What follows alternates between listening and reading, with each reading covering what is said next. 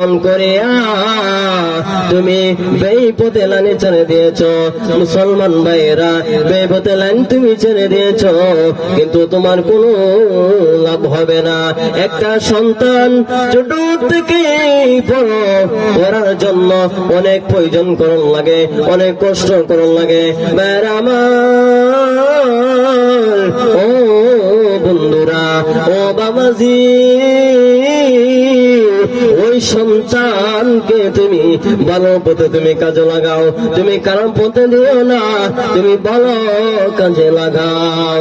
মুসলমান ইমানদার গণ, একটা বিষয় আমি বারবার দেখিলাম, আপনি আপনার বাবার ছবি আপনি মোহাব্বত করিয়া ঘরের ভিতরে লাগান, আপনি আপনার দাদার ছবি মোহাব্বত করিয়া ঘরের ভিতরে লাগান।